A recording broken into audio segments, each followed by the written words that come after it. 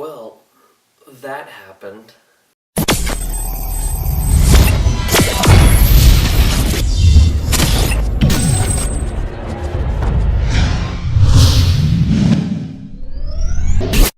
Tusk.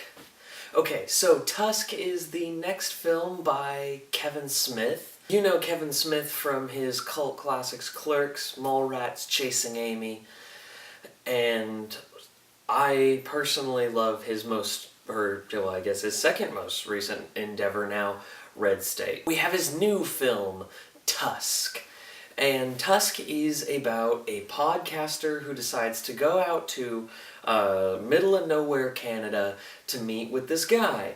And things end up going awry, and he is trapped in Canada with a man who is hell-bent on turning him into a walrus. Yeah, it sounds random and kind of awesome.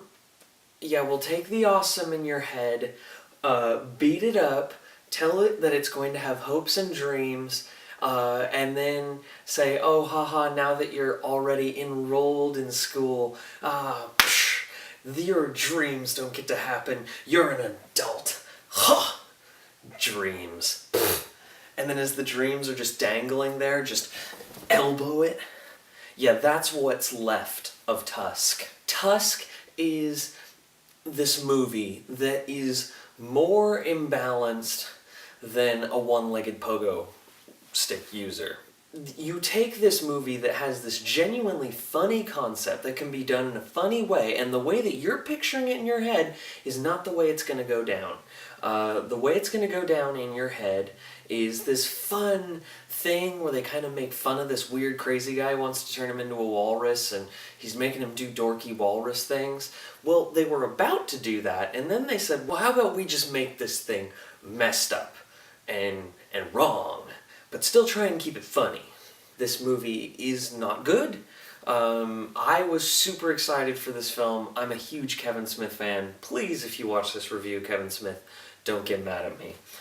But this film just is so disgusting and in bad taste, and there were spots that the movie's plot is less interesting than plots that don't exist in the movie. There's spots where the characters are talking about things and that kind of stuff, and I'm like, that is a much better story. Why aren't you doing that? The film's plot, as it goes on, it gets more disturbing and more disturbing in terms of this walrus thing. And the walrus ends up being the most annoying and worst part of the movie. And when your movie's called Tusk, and it's about a guy being turned into a walrus, that should not be the worst part. I was hoping, I'd be like, oh, thank God they cut away from the walrus. The disgusting nature of it is just, it's so gross you don't enjoy watching it. I mean, I enjoy gore in movies when it's done in the right context. And this just all of a sudden throws a bunch of unnecessary and disturbing imagery at you, and it's just not pleasant to watch. I wanted it to end. And I normally don't want to say that in a Kevin Smith movie. Kevin Smith is fantastic at telling these character stories about ordinary life and making them funny. And Red State, he proved he could make an awesome action movie that has a little bit of creepy undertone.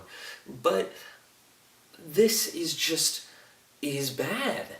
It's not enjoyable. I walked out of the theater, looked at my girlfriend and said, did we need to watch that?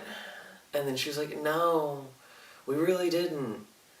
It would have been better if we didn't, because we would have had this funnier image in our heads. There's certain spots, there's a surprise character that shows up in the last 15 minutes of the movie. Where was he the rest of the movie?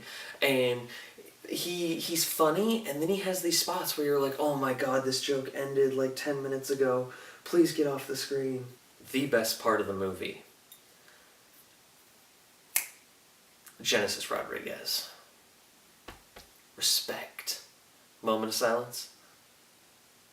Worth it. The dialogue flows, obviously it's Kevin Smith, but it just falls flat on every account.